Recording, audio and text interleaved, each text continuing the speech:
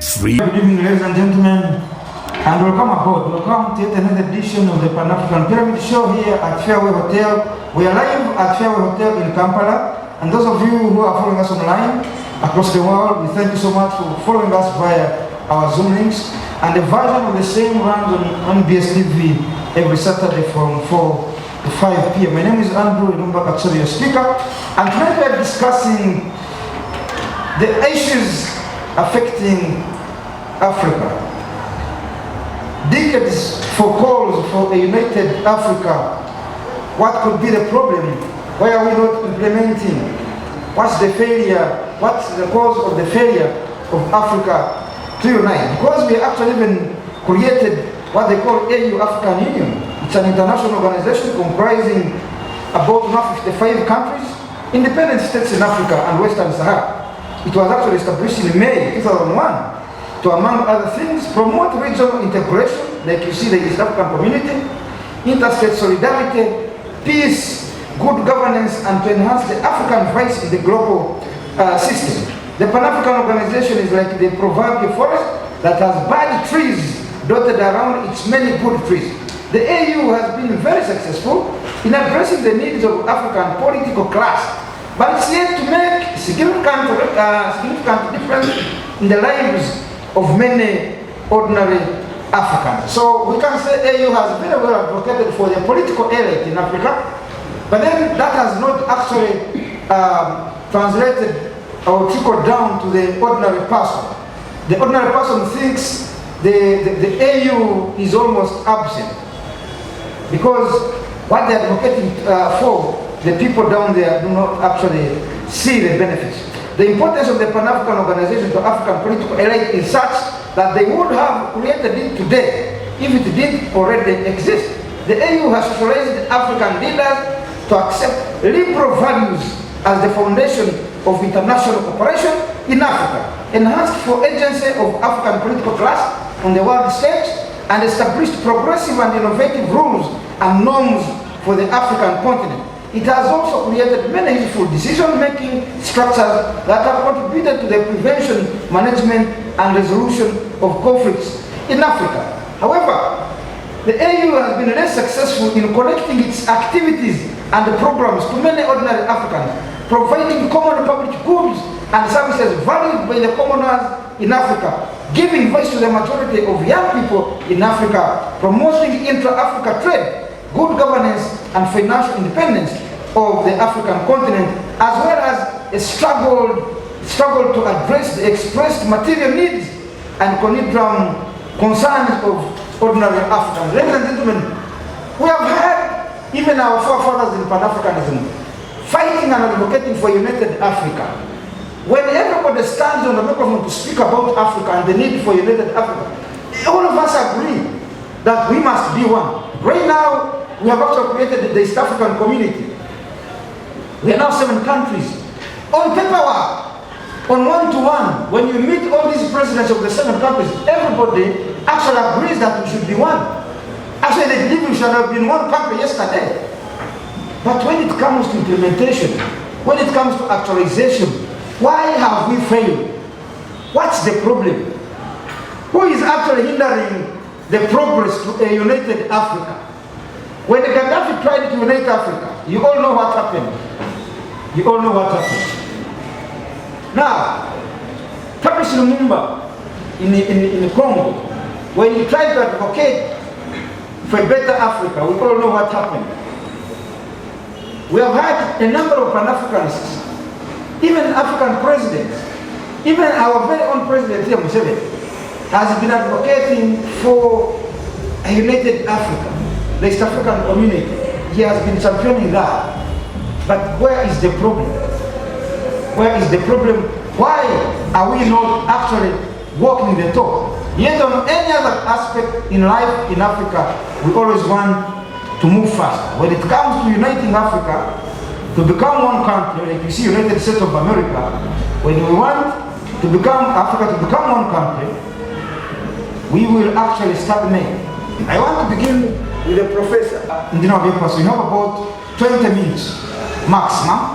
15 are uninterrupted, the 5 the audience can actually ask a question or inquire, or even make a correction if you so agree. So I would like us to really look at what are those problems that are hindering the implementation of a united Africa. And I'm glad today to be given the opportunity to talk about African unity. There have been calls, decades, you call them decades, of calls for a united Africa. And everybody with common sense would agree that it is a noble goal for all African countries to unite. And actually at the time of independence, Kwame Nkrumah was a hero, and up to now he's a hero, because he called for a united Africa. I will first, one, castigate African leaders. Two, I will try, maybe to speak softly, to explain why they cannot accept an African Union. And then from there, we can all see what can be done. I'm going to use my knowledge of international relations, political science, and you people who are, and my experience in the politics. Agreed. And part of what I'm going to talk is in a book, and many others which I'm going to put there, which are on my blog at wordpress.com. Rather.com. Sorry, I don't know. It is in the Nawe blog. .wordpress.com. Yes. You can see some of the work which I put there. Now coming to question of African unity. When Africa, a number of countries became independent, Kwame Nkrumah single-handedly urged for the formation of one African continent. I think that's when in 1963 they came to Addis Ababa and formed this Organization of African Unity. By that time, there emerged two blocks. Called them two branches, two factions. One was the Casablanca faction. You call it faction, well, there's another word. Group or faction? You could call it group. Okay. They call it was a radical, which wanted an immediate and urgent move towards unification of African Union. That was led by Kwame Nkrumah. Then there was the second one, which was known as Monrovia Group. This was led by Felix, the president is not coming, this one of Ivory Coast was Felix, the other name is not coming, but was a conservative. The conservative group of Monrovia argued then that it would be futile to struggle for independence and then hand it over to Kwame Nkrumah.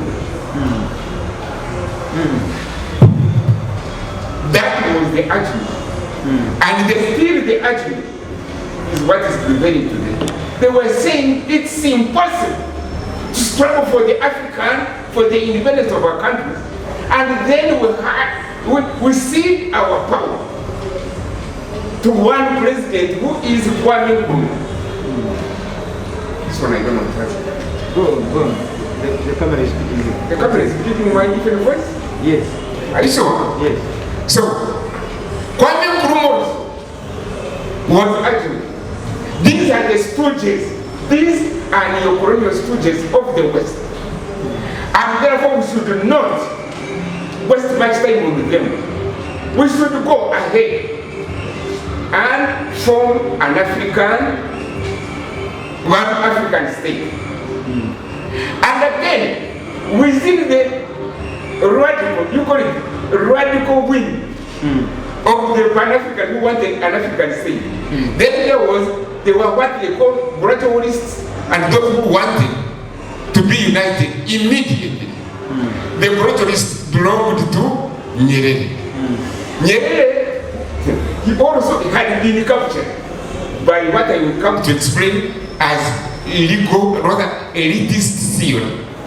He was saying, no, well, it's unrealistic to form a one African state. Instead, let us begin with regional groupings. Let us have East Africa as a regional group, then have West Africa as a regional group, or North Africa, and eventually we form a state. This is the reason. The reason was this.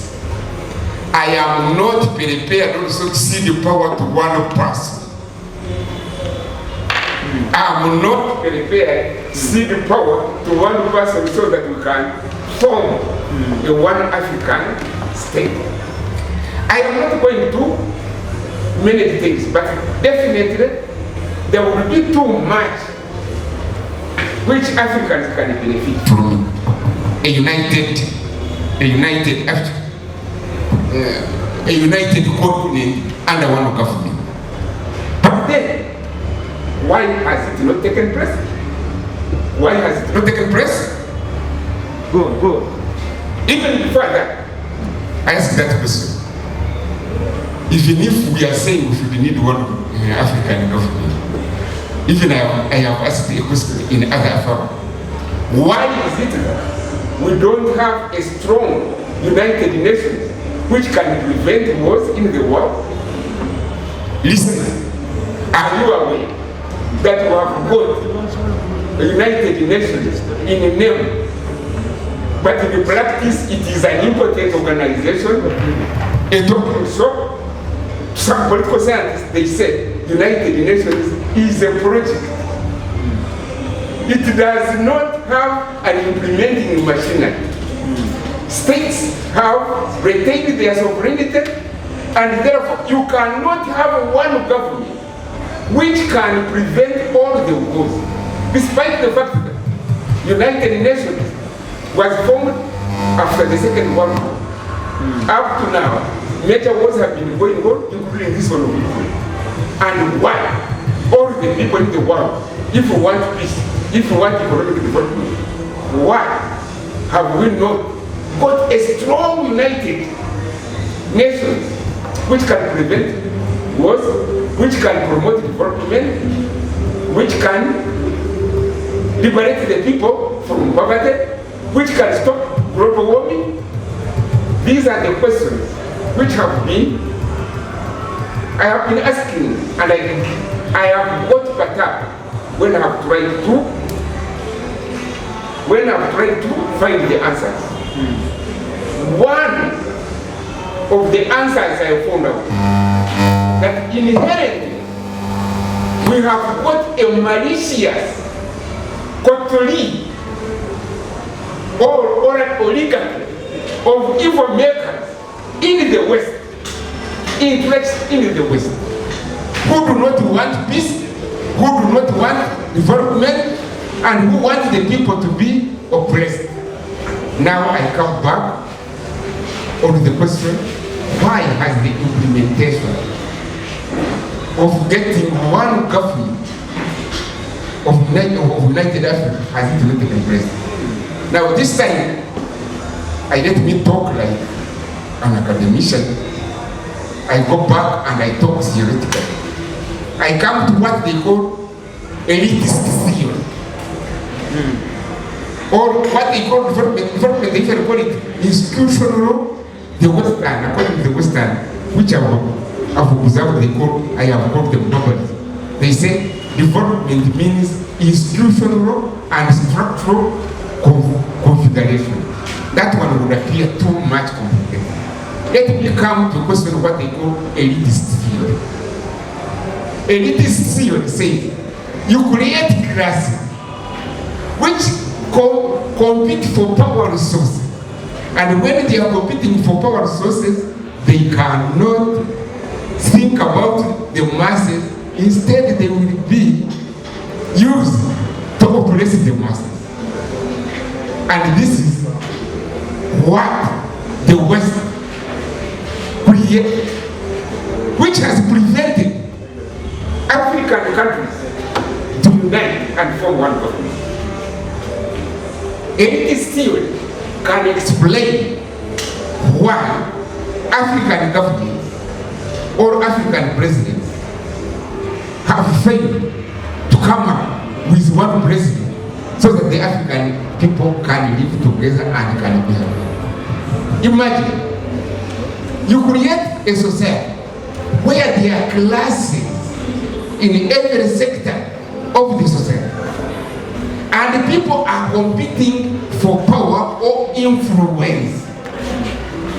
And the highest you can reach, I want you to follow me like this, the highest you can reach is to become head of state. All of us, you create classes, and everyone wants to be at the top. No one wants to be left behind.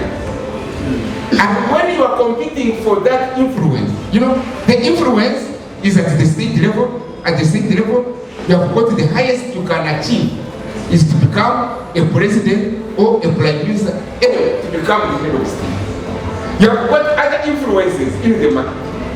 If you are in the business, you want to become a billionaire with, when you are the chief executive, then you can get some few billionaires, but the positions are very good. Then you can have other sectors, like in the church. If you are a Catholic, they are priests, you begin as a priest or as a catechist, you want to climb to go to become a priest, a bishop, and then become maybe a pope. Those are the positions. Because people compete for power influence of Uganda. In Israel there was tribal crisis, and then there was a creation of classes where you have landlords and tenants, and all these blood conflicts. And towards the end, they allowed those who had grudges against colonialism to compete for political power. Can you imagine? They granted, but they allowed those people to compete for political power. So those groups that were marginalized started coming up with anger and competed for power. That's why they said they struggled for power. Here in Uganda, we had the DP, the Catholics, who had been marginalized during colonialism. They formed DP. And then we had the Baganda who had been promoted as a favored state. They also formed the Kabaka Uganda. We had the other people, the radicals, formed the UPC. All those struggled for power. And it came towards independence. Well, there was some who were clever. Can you imagine? Getting independence would be negotiated in Britain. Berlin Conference. Not Berlin, in Britain, former colonial masters. I don't know here in Uganda where they used to go for those. They would invite all the kings, they would negotiate. Imagine, an oppressor would sit as an arbiter among the conflicting teams. Now, the former oppressor became the friends who would bring all the conflicting people in Africa. But you know, the question is, when these people fell into sin, they cannot imagine of giving their political position. That it still explains why the leaders cannot allow to form one continental government. Because I have explained, in all the sectors of the economy, they are competing groups. And the highest you can get at the state level is to become a president. It is only one position. You can imagine how acute the competition is. Yeah, 45 million people vying for one person. Now, from the research I've done, I have said Uganda, other African countries have never been independent. The white man oppressor is always behind and is always manipulating. And because there is only one position you are competing for, and there are very many people who are competing for it. So when you are in power,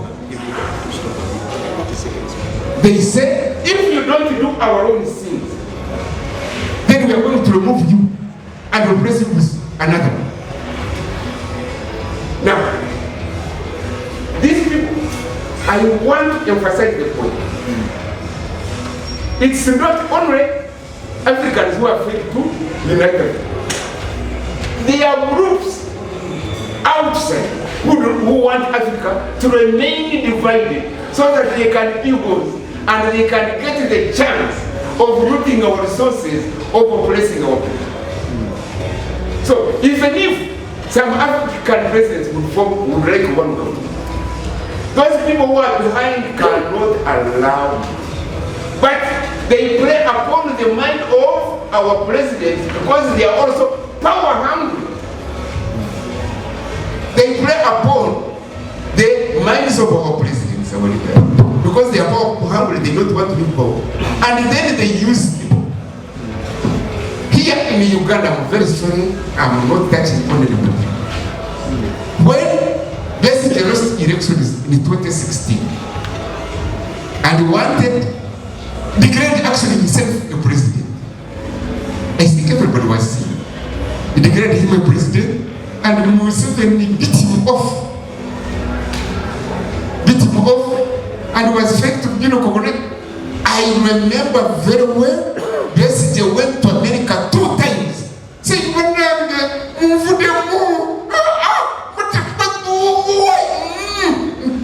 there 2 times, I remember. Whoever does not remember it, maybe I don't know. That was the truth. He went there to plead for them so that they can enthrone him. Likewise, most of these presidents who are there are actually playing the games of those people. You people, you think most of the things we see here, speeches and so on. As far as I understand, the years I've spent in this world watching politics. Actually, I studied politics, political science. I worked for a political organization that was the enemy. And I have taught political science for more than 10 years. Political science and political philosophy. And I have been following what has been happening in the world keenly by reading the newspaper and by getting some of the things which were confidential, by reading all those books. Most of the things you see talking publicly is not what is being discussed. There are several things which are discussed behind the scenes, and for us, we think it is our leaders. The other time when I was here, I told you, they granted independence to African leaders so that they can use African leaders to oppress their own people.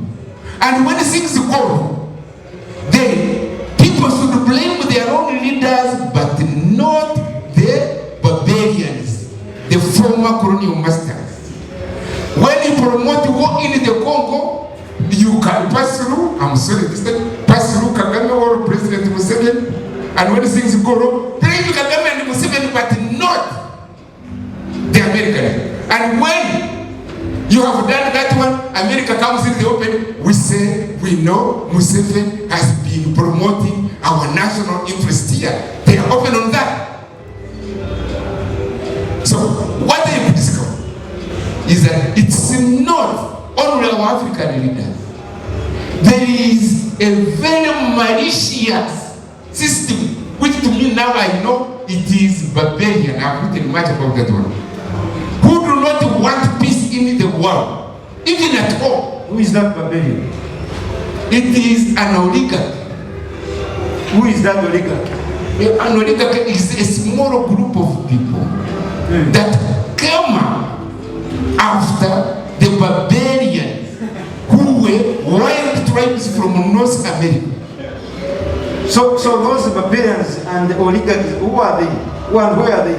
It is a tribe.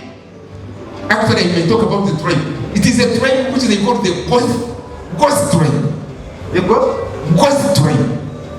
Where does it stay? They originated from the current Scandinavia and North Germany.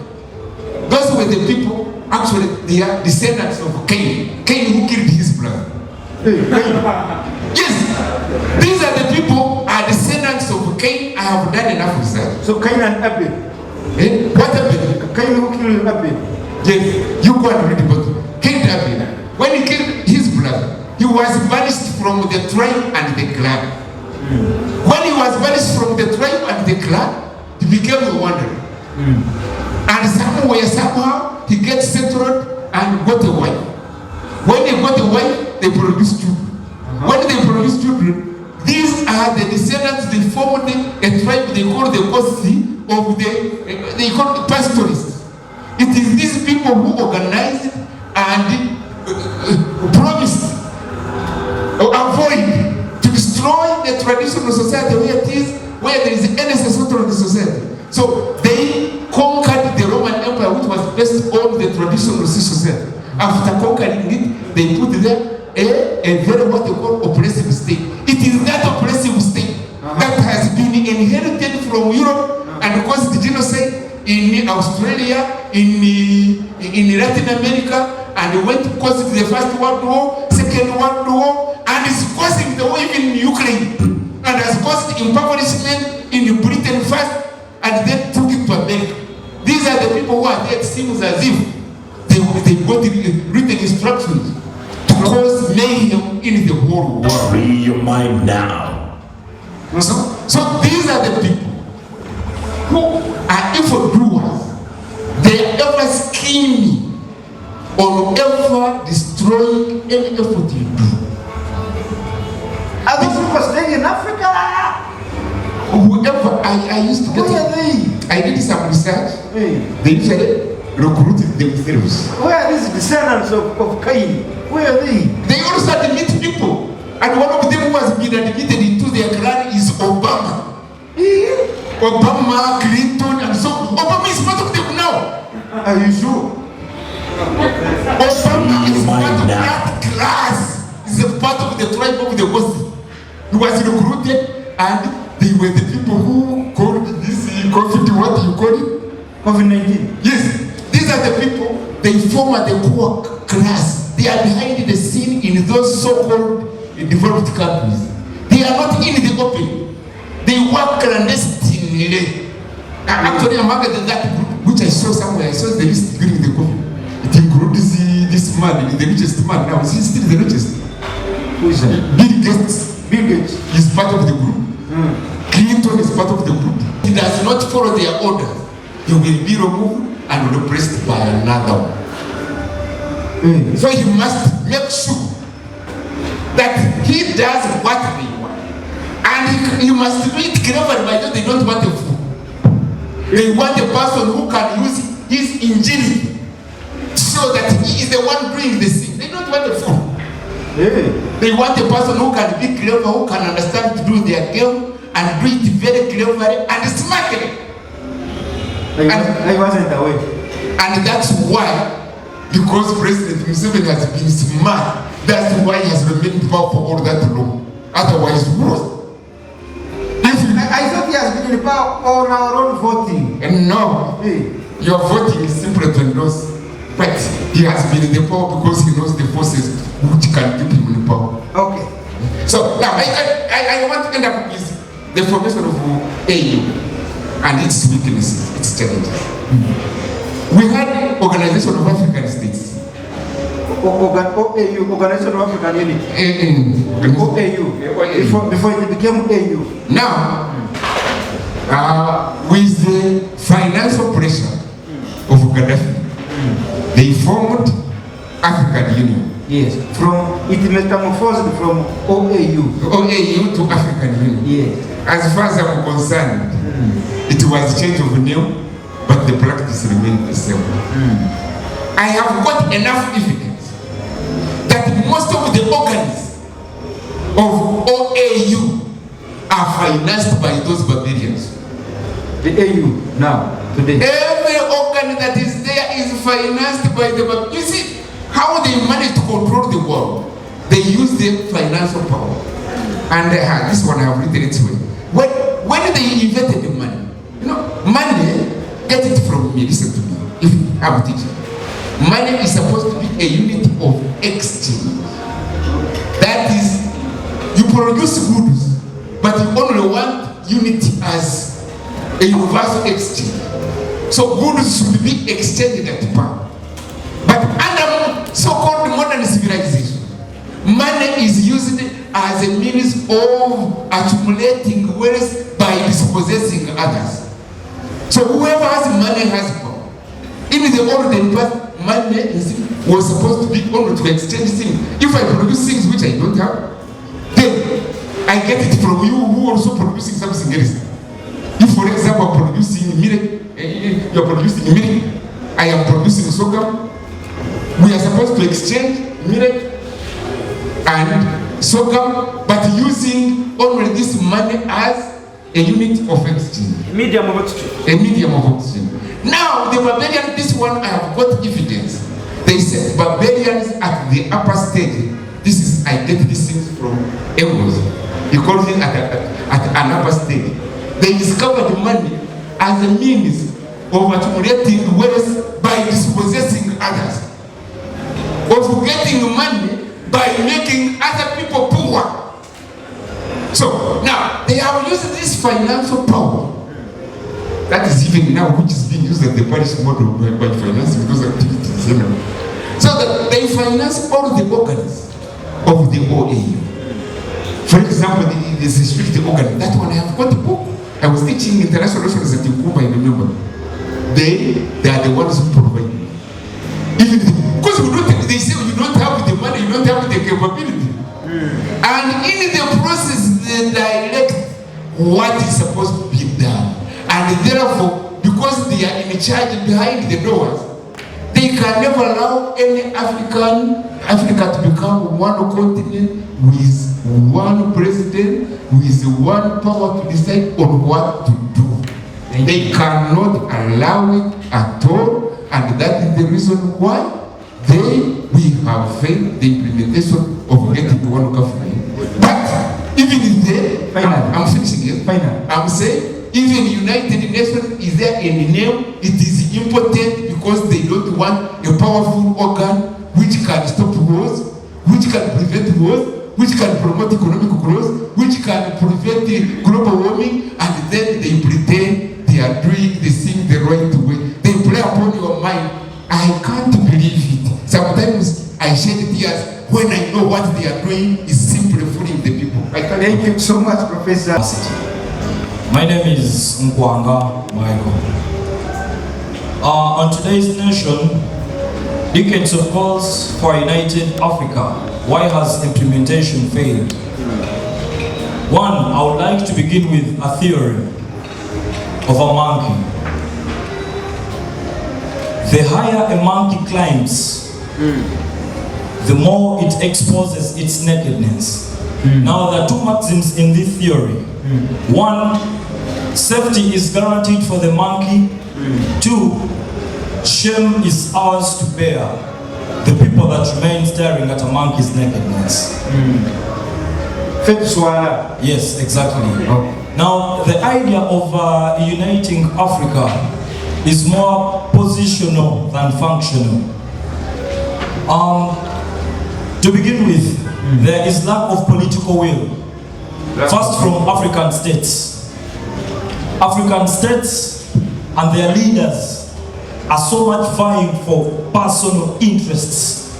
Interests that either benefit individuals, their countries, and not Africa at large. Secondly, African states have failed to take on a democratic kind of governance. I think this is right time that we have got to differentiate between these two. There is what we call a democracy and a democradula. A democratura is a mixture of a democracy and a dictatura. A democratura means there is a mixture of democracy and dictatorship. Some little bit of democracy. Yes, and actually the little bit of democracy and high-handedness of dictatorship. That is democracy. That is what is happening in African states. So what we have is a democratura, not a democracy. Because when you sit down to research and analyze these two things, you are now going to understand that a democracy vis-a-vis a democratura contrast with what they call a dictablanda. Now, the problem there is, the other two have understood, now explain that one. A dictablanda is where institutions are fully engaged, they are empowered, they are equal and even checks and balances on how these states are run. Now we have African states where leaders do not want to listen to checks and balances. One, civil societies are suffocated. Communities that are supposed to be talking about things like unity, Pan-Africanism are suffocated and their speech is narrowed because there are so many things that are happening. Largely, even those that claim to have studied political science are using it to develop theorem that is either of their advantage or organizations that they work for, not the reality that exists in Africa. Thirdly, African states are financially weak and highly dependent. African states are financially weak and highly dependent. So as long as the economies of African states largely depends on borrowing, on grants, on resources from the Western world, we put ourselves in a position of dependency, and when you are independent, you have to agree to certain terms and conditions. You have to oblige to interest, and that is a fact of reality. For as long as we are still there, and the sweet bitter tragedy that befell African states is the fact that, according to natural resources, we could be the richest continent. How we are financially the weakest is subject to very many questions. Now, the Western states that we so much blame for the failure of the implementation of African unity, we have given them a go-ahead to get into these states and use them for what they want. First of all, I'll first blame the governments of Africa who are still leading the shackles of the colonialists in the mindset of our brothers and young people by putting education of the colonialists at the front rather than the education of our forefathers who used to teach our brothers how to be strong men and women of Africa. We've let our guards down whereby a child went to school right now and what he will study will be the Canadian police, and we'll discuss how Europe gained its independence and whatever, and won't get time to discuss about how Africa can be united. I beg our governments and the ministries of education to revise this, revise the education system, because education is a weapon. If the education is in shambles, it means that the young people won't get the opportunity to be strong in their mindset. A young child will already think about how to mix chemicals, will already think about geography, will already think about things that won't benefit Africa. We need lessons of patriotism. We need lessons of Pan-Africanism in our curriculum of education so that we can get the belief and the strong mindset of Africa. The Pan-African pyramid could be enrolled in the curriculum of the education system. For example, in Uganda, and Mr. Irumba, our speaker, would be called to guide the children about Pan-Africanism. Free your mind now. But this opportunity is not available. But when a white person comes from Canada, he will be given a big opportunity to go around those schools, teaching them how life is in Canada. We should break the shackles in our mindset and know that Africans, we are strong together. We have the youngest population, but this youngest population have been put into cocoons of going into baiting and going to supporting the English Premier League rather than supporting the Masaza Cups, rather than going into the real African roots. Before we realize that we need an Africa that is united, are we united ourselves? We are not united. That's why I call upon our fellow brothers, my young brothers, when they call for united youth of Ugandans come, adhere to this call and come together for the core values of Pan-Africanism, because when we are strong, we shall have the results of having a united Africa. Our forefathers did their part. The Kwame Nkrumahs, the Sankaras, they did their part. And now it is our time to fight for a united Africa, because they did their part. They couldn't live for so long. But here, our beloved speaker is giving us an opportunity to make a call wide and strong, so that we can come together and realize that we need a united Africa. On my points, I'll first of all speak about the AU is more a business than an entity that puts the African values ahead. AU have been and is an organization, though they did away with the organization word. But this is a big organization whereby they beg for stipends and going for conferences to these other wild people in the outside world, the Americans and whatever, asking them money to fund the AU. Go and find where AU gets its money. It's from those people. This is a bigger entity. Can't our AU come together and put the African values ahead, rather than selling out Africans pretending to be an organization of Africans? Our brothers who try to fight for African unity are being fought by their governments. Look at our brother Julius Malema. His government fights him. When you go to the EU, I was watching the EU voting the EU Parliament. They were fighting him, the EU parliamentarians, because these are business women and men. They have adopted the outside kind of politics than putting the African values ahead, because their mindset are myopical. They don't think as great men. They think they went to universities, but I want to give them this word if they can view it on NBS or any media platform. You're lying yourselves that you studied, but you are beggars. That's why I come back to you, my young brothers and sisters in this room. Have the spirit of Africanism inside your hearts and put it out so that your governments can understand.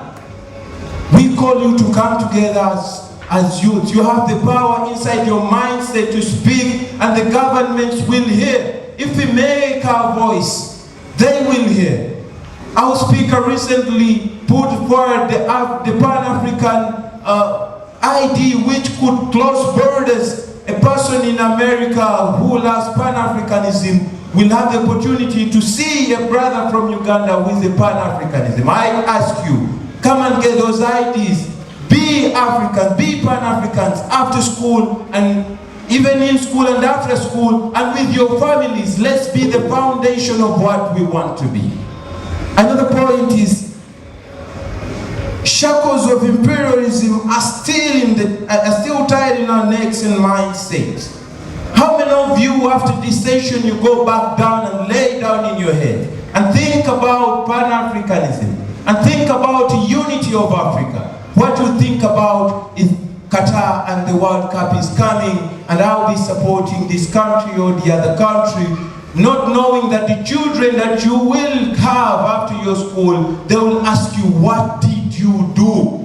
And your answer will be, I was in the bed and watching football and loving each and every woman I found on the streets. I didn't have audacity to go on my pages, the Facebook and the Twitter and the Instagram and the TikTok, to preach Africa being together and being a one nation, because we have more benefits in this. Look at an Africa without borders, whereby you can move to South Africa without a visa. And look at an African going to the embassy of South Africa to ask a visa. These people are playing on our mindset whereby you have to buy a visa to go to Europe. And Free your mind now. a person within Europe, the 26 countries, can move around the cities of beautiful countries without asking a visa. They've integrated their economy. From the papers, now look at Croatia is coming into EU. There will be no borders for Croatia within EU. It will take just a tap of the finger. But for us, we've been lamenting having presidents who stand on podiums and speak with power. You know, you can't advise me, because these presidents, they see African nations as their territories, as their family farms. Because he knows if he goes into integration, he will lose his power, he will lose his goods, he will lose his clinging onto power. We ask you, our brothers, our fathers, our grandfathers in the government in Africa, look at the wider picture, because you won't die on power. Thank you. We are crying and engraving in our mindset and our hearts. We the young people, we the youth, you're leaving your lame ideas for us to face the problems. Thank you so much. Thank you so much. African unity also as a result of the neo-colonial project. I hear you. We see that the budget for the African Union itself, its budget is being funded by people outside, by the world powers, By the Western world. Why can't we stand as Africans, fund ourselves and see our own interests? Actually, I'm also informed that the headquarters of AU in Ethiopia. Yeah, that's true. The buildings were built by the Western world. They were built by the Western world. Why can't we stand as Africans? And now we can't even, when we hear like our leaders advocating for the United States of Africa, I ask myself, what kind of United States of Africa they are advocating for? They are, like Professor said, that they are just managers. They manage our countries on behalf of the colonial masters. So which kind of United States of Africa are they advocating for? That is our role as youths today, to organize and see the kind of ideology and have a kind of ideology and the real Pan-African revolution that we need. And the kind of movement and organization. That's true, Mr. Speaker. Another challenge to the African unity has been selfish leaders with self-interest. When you have such leaders who do not mind about the people, leaders like the current African leaders, they don't have people at heart. That's the fact. The professor talked about, initially, we had the Casablanca bloc and the Monrovia bloc. The Casablanca bloc, for it, its approach was the United States of Africa immediately. They wanted the United States of Africa immediately. Whereas the Monrovia bloc, for them, they said that the United States of Africa should be gradual. So for me, actually, in my view, the Casablanca bloc had the correct approach. That can be related to the current Gaddafi's approach and Museveni's approach. Gaddafi had said that we should form a United Africa there and then. We should form a United States of Africa. We declare that there is one army, one currency, one president there and then, instead of taking it gradually. But President Museveni disagreed with Muammar Gaddafi. And you see the results now. Even the unit of the East African Federation has failed. Mr. Speaker, now that's why I want to tell the youth that today we need a political and economic revolution in Africa. Thank you so much. A political and economic revolution in Africa. This should be spearheaded by us, the youths here. The first reason I give is greed for power. There is high level of dependence. High level of dependence whereby we are only independent. According to that award, we only have our national anthem, we have our flag, we have those things that show us independent. But initially we are not independent.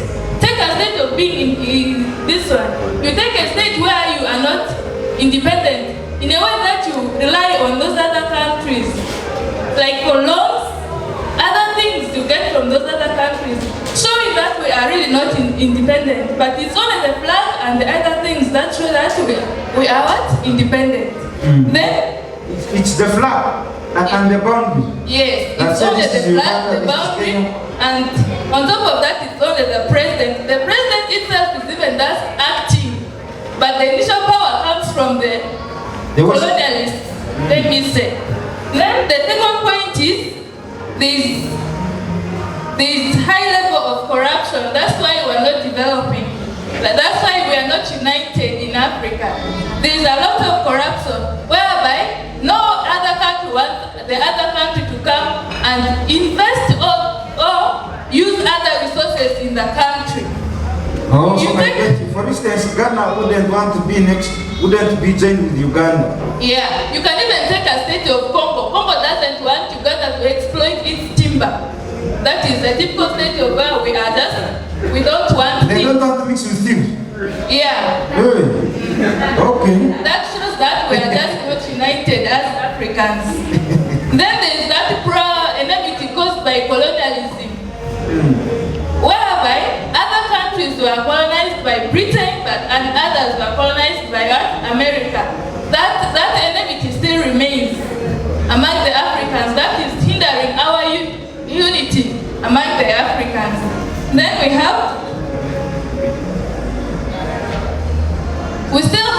I still talk about the greed for power. This is whereby there are people who don't want to leave power. You take a situation where there are other countries that want to they feel good when power is being circulated among the people, but other people are not with that idea. Do you have an example of such leaders who have refused to relinquish power? That's one example. Someone who has refused to leave power?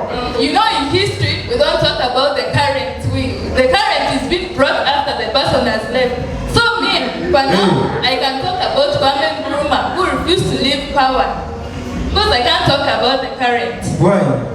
Anyway, I take your choice. Finally. Then finally, it's an urge for us, the Africans. We need to get united. The borders should not limit us, and the leaders, they should not limit us. We should get united. As we remember, the colonialists, they have not left. There is a saying that the colonialists, they use the front door for going out, but they are using the back door for coming back. They are still exploiting us. So we should be united. That's all I can say. Thank you so much. I want to tell you, dear comrades who are listening to me, that Africa lost it all, lost the game in the year 1963 on the 24th day of March, when they left the conference without forming the United States of Africa. Kwame Nkrumah was very clear that we are sitting in this room. Let us not move from this conference without having a single army, without having a single currency, without having a single leader. But the other side they responded to him, they said, the process can be gradual and gradual and gradual. After the Kwame Nkrumah had died, these people came to realize that indeed, us who thought that gradualism would work were wrong. That's why in the year 1997, Mwalimu Nyerere of Tanzania, when he was celebrating the 40th anniversary of Ghana's independence, he said that I want to apologize to Dr. Kwame Nkrumah. By that time, Kwame Nkrumah had died. That those of us who believed in gradualism were wrong, Nkrumah was right. Yes. But he said that Nkrumah also, by that time, did not realize the level of suspicions that existed among the leaders by that time. I want to assure you, one of the reasons why the implementation of African unity has failed, one of the reasons why the implementation of the United States of Africa has failed, is because of the suspicions that exist among the leaders at this time. When a leader sees that the other one is becoming more powerful, he or she tries to make sure, as weakened him domestically. And as long as you don't have domestic support, you cannot go ahead to champion the United States of Africa. That is why African countries have experienced coup d'etats. We have got a number of coup d'etats since the independence of Africa in 1957 and onwards. We have got a number of coup d'etats. Whichever leader that could come out with the idea of the United States of Africa would be overthrown. Look at Kwame Nkrumah himself. 1966, he was overthrown out of power. Look at Patrice Lumumba of the Democratic Republic of Congo. Dissolved into acid. He was in 1961. He was killed and his body dissolved in an acid. Look at what happened in Ethiopia, 1974. Emperor Haile Selassie, the one who had hosted the conference in 1963, was overthrown. Look at Thomas Sankara in 1987. He was overthrown. Such coup d'etats. Look at Gaddafi recently. Look at Gaddafi 2011. Gaddafi He was was about the overthrown. United States of Africa. Yes. One currency, one bank for Africa. He was overthrown. So, look at Thomas Sankara of Burkina Faso. This year, Burkina Faso has got 2 coup d'etats. So that you cannot have a United States of Africa when you still have coup d'etats existing in this 21st century. Secondly, why I think that African unity has failed is the weak institutions we have in Africa. Africa has got weak institutions. The leader is greater than an institution. The institutions are weaker. You repeat that one. You repeat that one more time. I am saying that one of the reasons why the United States of Africa has failed is because the leaders in power are greater than the institutions we have. Free your mind now. Be part of People's Pan-African Parliament, the Pan-African Pyramid Debate with your speaker, Andrew Irumba Katusabe. The institutions are weaker than the leader. And if the institutions are weaker than the leader, institutions can live beyond us. I can die tomorrow, but the institution that I have created cannot die. But a leader will die tomorrow, and the institution that has created, if it was weak, will die. That is the problem in most of the African countries. African countries therefore become dictators. I look at in DRC. In 1965, we got a president by the names of Mobutu Sese Seko. Mobutu Sese Seko, after becoming the president, Mobutu Sese Seko, after becoming the president, he was formerly called Joseph Cecil Mobutu. But after becoming the president, he changed his name from being Joseph Cecil Mobutu to Mobutu Sese Seko Kumbendu Wazabanga. Those names, I tried to interrogate with one of the refugees from Kamwe. He told me that those names would mean someone of greater things. Is like a lion, is like a what? Thank you, everybody here at Fairway Hotel. Thank you, Mr. Michael Wagner. Thank you, Mr. Bizu, our main volunteer. Thank you, the audience, and those of you who have been following us online. Follow this debate tomorrow on NBS at 4 p.m. to 5 p.m. My name is Andrew Irumba Katusabe, and I say now thank you so much.